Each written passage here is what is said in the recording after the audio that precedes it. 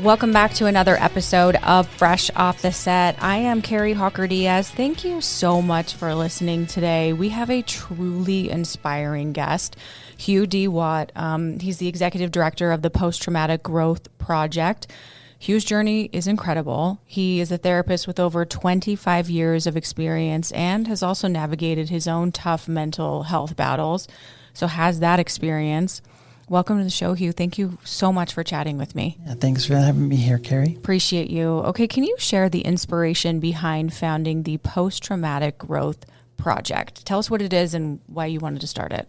Yeah, basically came originally out of my own trauma, and I really had to face that in 2018. My younger brother had died by suicide, and the week following that was very challenging for me. Like most people that have experienced some kind of death, very draining, trying to prepare for that. And I got to this point where I just wanted to get through that funeral. And then I arrived there at the funeral, and in the greeting line, I ended up shaking the hands of a man that had sexually abused me when I was 11 and 12 years old. Wow. So I was blown away, and I was so emotionally drained already. This was at the funeral of your brother. Yeah. So I was already exhausted, and then this happened. And so all these memories started flooding back to me at the funeral. Somehow I was able to pull myself back together after I stepped out for a minute and then went back into the funeral. For the next 6 months, I started struggling with grief from me being a therapist, but not being able to help out my brother, which I know sometimes that's common where family won't listen to you or people that have advice. But I struggle with that, thinking I can help all these other people, but I can't help my brother. And then the memories coming up again from this trauma as a child. So that led me into going to therapy, realizing I needed help after about 6 months of struggle. In that process, many people ask you to write, and so I started writing, journaling, kind of putting together all my trainings that I've done for many other people, and came up with some books. And then I started getting a lot of positive feedback, started doing some YouTube, and then I just started going out and teaching as much as I could at different conferences. And as I was explaining my journey of post-traumatic growth, many people started coming forward to me just saying this was like new or fresh, and what is this, and how can we get there? And that's what led to the Post-Traumatic Growth Project, where I ended up getting together a board, and we decided we need to do more education on a bigger level. And it's beyond therapists, because I started seeing more veterans, first responders, teachers, medical providers. They were all wanting this, and the response has just been amazing. So that what grew out of created the Post-Traumatic Growth Project. Wow, that's so powerful. Hugh, what is the core mission, would you say, of the Post-Traumatic Growth Project, and how does it differentiate itself from other mental health organizations? Yeah, the Post-Traumatic Growth Project, our main mission is to reduce suicide and to educate the community about post-traumatic growth and how to move beyond trauma. And I think what's been the response from so many, particularly therapists and peer supports, they come to me with knowing that they're being trained about being, the new word, trauma-informed. Education about trauma, that many people have been traumatized and how that has affected them and what that symptoms look like. But this concept of moving forward beyond the trauma and how to turn that into something else has resonated with a lot of people. There's a lot of nuances in it, in the sense of, for example, they're really trying to move beyond the word disorder and that label that a lot of people end up with, and move to growth. So somebody might have post-traumatic stress disorder, but they can also move towards post-traumatic growth. And that's where I've been recently talking to the veterans, for example, and they'll say, I felt like a victim because I was injured and couldn't do what I needed to do, but now I have a new mission or a new purpose or goal to go forward. The other thing is they kind of are redefining the word trauma, because there's very strict definitions that therapists will use to define, were you traumatized for this diagnosis? But post-traumatic growth moves it to this, whatever you define as trauma, then that's traumatic. Why are you here? So an example would be, I do counseling, and someone would come in and say, I'm going through a divorce, and this is the most traumatic thing that's ever happened to me. I've lost my family, my neighborhood, my church, all these things. but technically we wouldn't say that's a true definition of trauma. But if it's traumatizing to you, then that's what we're going to work with. So these type of things are what are different, and people are finding as a refreshing approach to move forward. That's good. That's good, Hugh. What were the main themes and goals of the Post-Traumatic Growth and Suicide Prevention Conference this year? Yeah, the overall theme was hope, helping people find hope, resilience. What is resilience and how do you get there? And then how to find and educate them about post-traumatic growth. I think that's the overall arching hope there was suicide prevention. So every speaker was trying to work on that to help them understand that there is hope. And many people are struggling. They don't ask for help.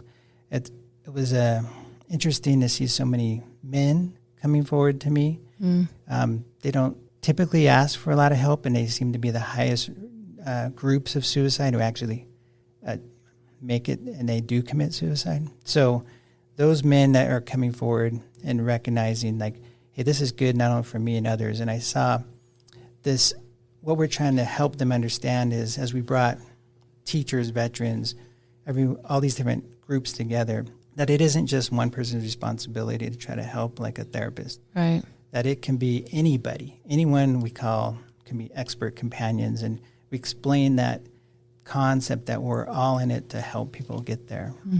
Makes sense. Can you share any highlights, maybe, or memorable moments from the conference that stood out to you? Yeah, it was an amazing event. We saw a lot of people coming forward, and I think the overall part is when you start seeing people keep coming up to us at breaks, coming up to our sponsors, coming up to our volunteers, just explaining, how amazing the conference was. And I think what's really resonated with them is we have an approach. I'm a visual learner, so we have an approach to teach all of our concepts with some kind of visual story or metaphor or object lesson.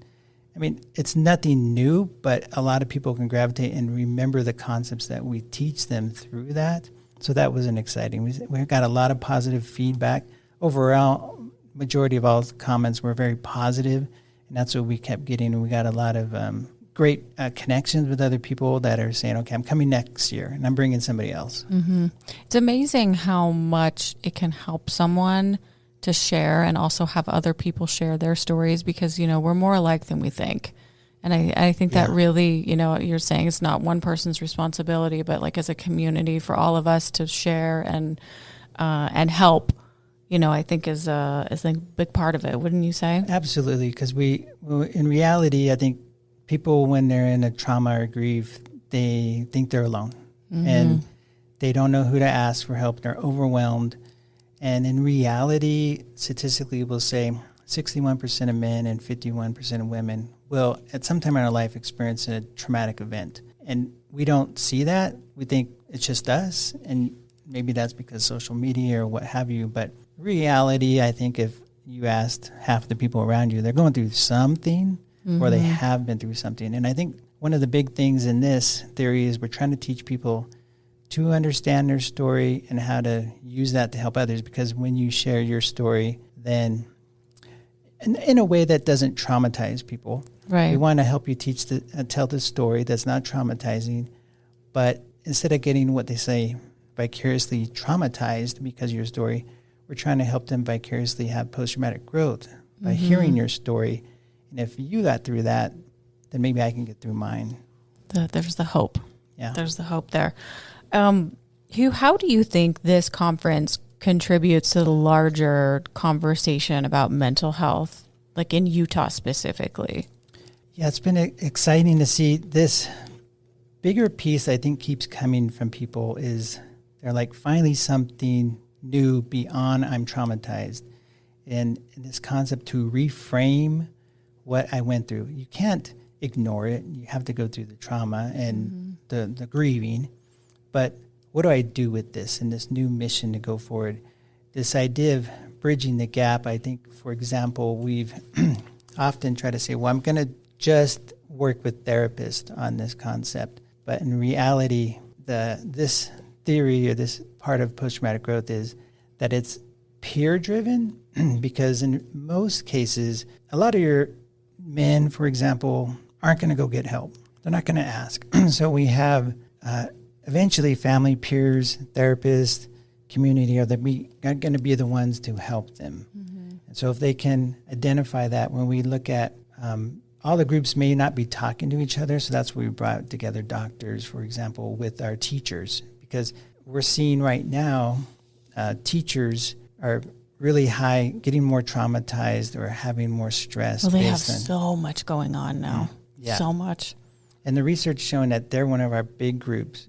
Medical doctors, because of what they had to go through with COVID and seeing so many people die and not be able to help them. Mm-hmm. And then now teachers, stress, all the different things that are coming out.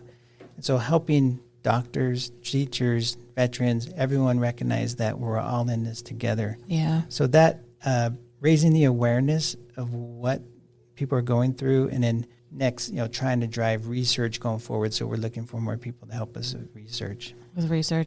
I have some feedback here that you received from the attendees. You mind if I read a couple of these? Yeah, that'd be great. Okay, so somebody said to have hope, change perceptions and perspectives, and to look for hope and growth through the trauma, be more compassionate towards others. This is what someone said about learning from the conference. Another person said, this is a great model for me personally and to share with students. The acronyms are perfect. Another person said, I liked the focus on changing my perspective about trauma. While it's important to validate the hurt and the pain, it's also important to allow oneself to move forward in life. None of us have to remain victims of our circumstances. And a couple more. It's all about our mindset and our perspective. Last one, trauma holds the potential for positive transformation. That's powerful, because you hear the word trauma and you think, oh, it's a bad thing. Of course, what you went through. But when you think about it can hold the potential for that positive transformation, there's the power. Yeah, it's amazing to see when people do that. And we get examples of that when we talk to them. Yeah, that's amazing. Okay, Hugh, can you share some examples of people that have found post-traumatic growth? Yeah, it's been interesting. As I started writing my book and getting stories to explain and share with people, and then I started recently working on a podcast myself in a library. I started interviewing people. One of the themes came out where you'll see people, for example, in a, let's say a DUI, for example, then they go and try to start working with that foundation for Mothers Against Drunk Drivers. But I had a couple of examples. We had a woman named Jessie out of Idaho, just average mom, doing football mom things, working, and then all of a sudden she starts having seizures. Well, that becomes a traumatic thing for her and her family, and how she works through that. And she explains more now. There's this new level of appreciation and connection with other people that she didn't realize she could get to by sharing her struggle with them. But another individual, a couple out of California, he was a law enforcement officer. His partner was shot. And now interviewing them, here years later, they've started some foundations, they've written books, now they're traveling the country, helping other officers that have been through shootings, and that they found this, they would have never done this before. Another one was a woman named Ruth. I used to do therapy with her in the prison. And while we were doing therapy for addicts in the evening, her husband died by a car accident with a DUI. So this person kills her husband while we're doing groups inside.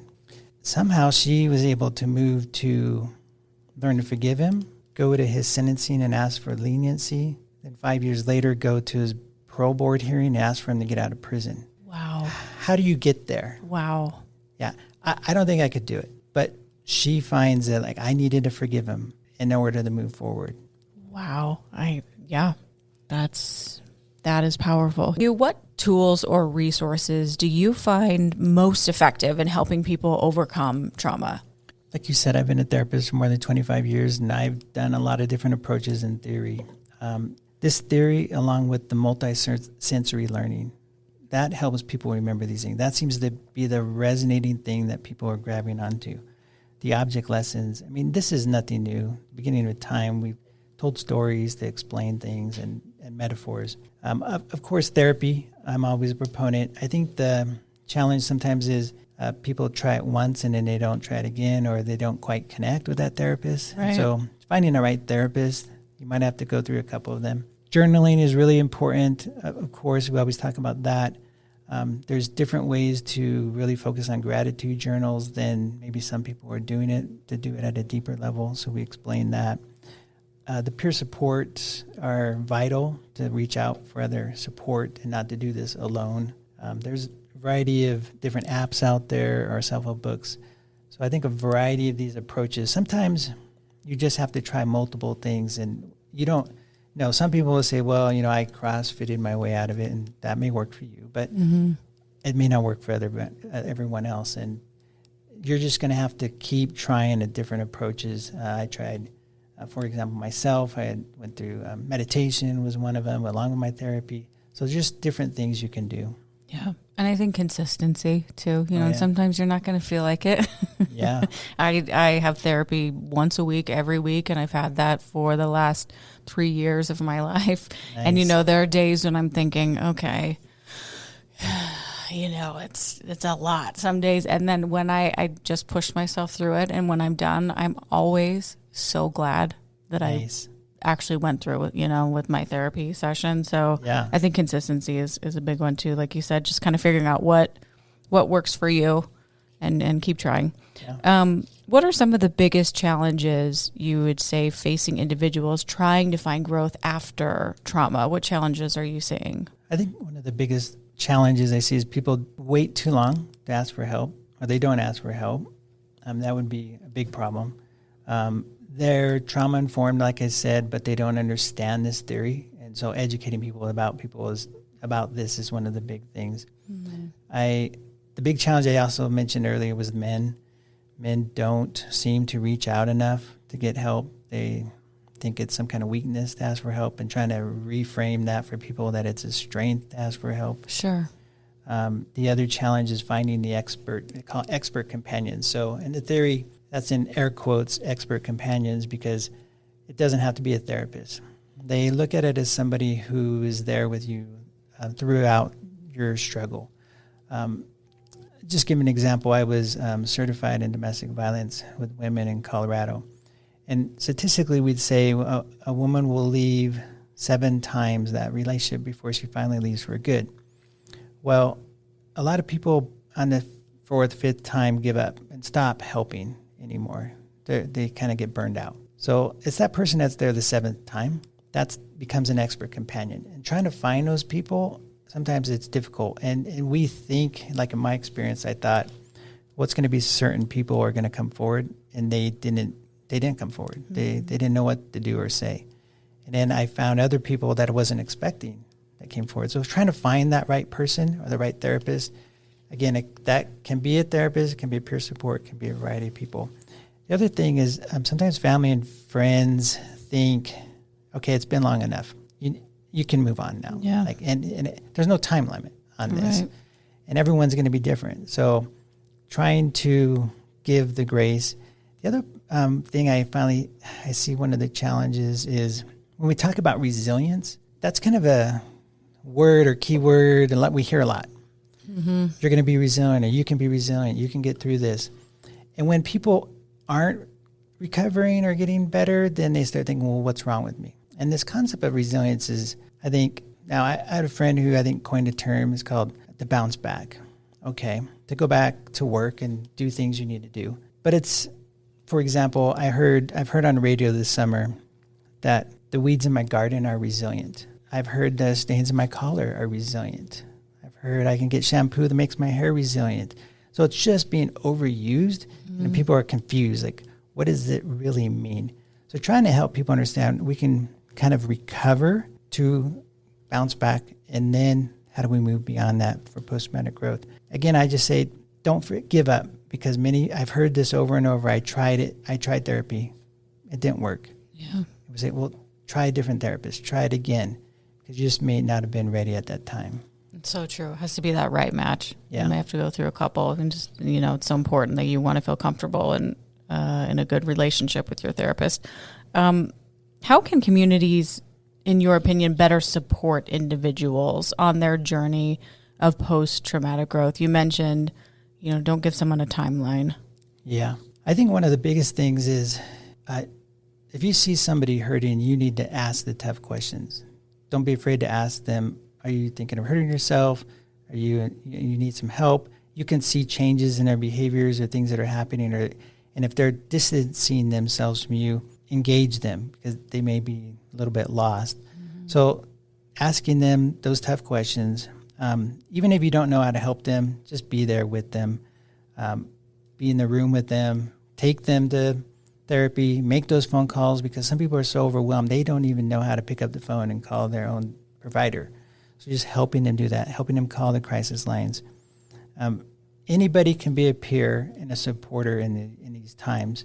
And so just making sure that the community is there and supportive. I mean, it's kind of interesting. If I was going to if I had cancer, broken arm, my neighbors would come, they'd rally to my support, they'd be there doing fundraisers for me and all this stuff. But they don't see the invisible problem. Mm-hmm. If I'm internally grieving, they may not know, or they may not know what to do to help. But they can still come to me, bring me sodas, help me out, be there with me, just hang in there with me during my journey.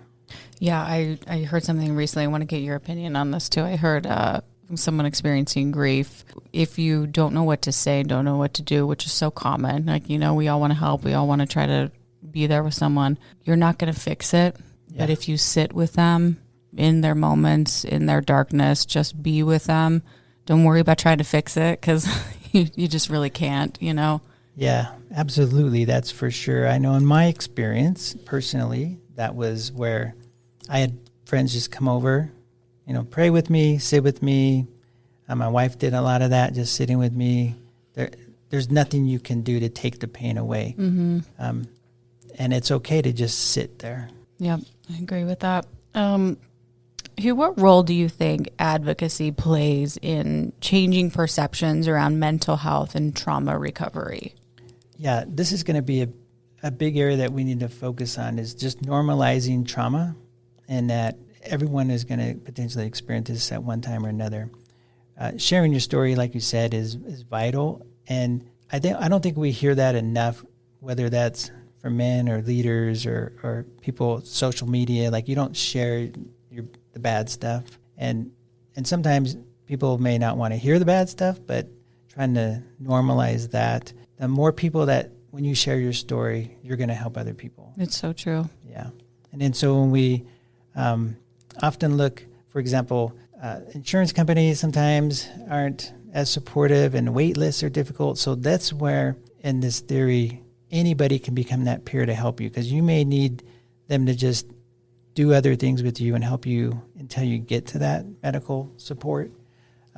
It's vital to, I know in my experience, you have to let people know how to help you, maybe even before the event, so that they can help you with that. But advocating for mental health, employers or wherever, that's going to be an important part. And I think it's changing now. Yeah. We're finally addressing it. We're finally talking about it. I mean, we have there's a lot to do, a lot of work to do, but yeah, I agree. I think it's getting better. What are the next steps for, you following the conference? Yeah, the Post-Traumatic Growth Project it's new in the last year. We got our nonprofit association from the IRS, and so we're excited about what's happening. And in the next 5 years, we have many things on the agenda. Besides, we're having our next conference in June next year, so that'll be an exciting thing everyone's looking forward to. Awesome. Yeah, and then we're looking at doing 2-day trainings, so we're looking for locations to do some 2-day trainings for more immersions. We're also on our agenda is to do retreats. We're looking at maybe an all-women's conference, an all-men's conference. So along with that, podcast interviews are starting, so we're going to hopefully have a podcast out next year, and then more fundraisers and joining with other groups to do this work going forward. Okay. And I was going to ask you about any upcoming initiatives or projects you're particularly excited about. Is that what you were just saying? Or is there something else? Yeah, all those things. We had a lot of different groups come forward to help sponsor the conference. The American Foundation for Suicide Prevention, the Latino Behavioral group, health groups, school counselor associations. We just had a variety of groups that came forward that are sponsoring and supporting us going forward. So that's what we're looking forward to, is just more of that going forward. I love it. How can listeners get involved if they're thinking, I want to be a part of this and support you and your mission? Yeah, the Post-Traumatic Growth Project, if you went to our website, you're going to see a lot of section for donations, and that's time or talent. So we're looking for everything. If you've got an interest in us, we're going to help you. We have everything from the needs of grants or sponsors or donors or things like that. You can post about us on social media. You can follow us. You can post about this podcast. You can just do a lot of different things that help promote us. I mean, even if you don't have money, you can do things like connect your Kroger Fresh Values card to our foundation, and we get money just because of Smith donates in your name. So there's just a lot of different things that you can do to help support us. There are ways. Yeah. There are ways. Okay. We're going to close out right now talking about who's ever listening right now. They're struggling, going through it. What message do you hope listeners take away from our conversation today? I tell people this often. Your trials and traumas are unique to you, but trials and traumas are not unique. I don't understand what you're going through, but I can empathize. And there are a lot of people that can empathize with you. If you're struggling with giving up on life, don't give up. There is hope. You can get through this. You can turn your trauma into something else, and it might be helpful for other people down the road. You may not see that now, but years down the road, hopefully you're going to be able to find that. And ultimately, you're stronger than you think you are. You've been through a lot of things in the past, and those things can help you to move forward. And there are a lot of people around that can help you. So ultimately, there is hope. You can become resilient eventually and find that post-traumatic growth. So powerful. And I love you. We here at Fresh Living, we love you, and you're not alone. Thank you, Hugh, for this conversation. Appreciate it so much. If we want to follow you for more, are there any places we can go, resources that you can give us? Yeah, thank you, Carrie. So we have the website's posttraumaticgrowthproject.com, and then we have our social medias for Post-Traumatic Growth Project. And so if you want to follow in those, that'd be great. Okay. Thanks for all you're doing. Oh, thank you. Very, very appreciative of you. Thanks for chatting today. We've loved having you here. Love chatting with you. Thanks, Hugh. Thank you. And thank you for listening to another episode of Fresh Off the Set. Please rate, review, and subscribe, and we will see you next week. Congrats, you made it to the end. If you want to continue to freshen up your day, you can watch us on Fresh Living every weekday on CBS Channel 2 in Utah at 1 o'clock. You can also watch us on our YouTube channel, KUTV Fresh Living, and follow us on social media. We will see you next week.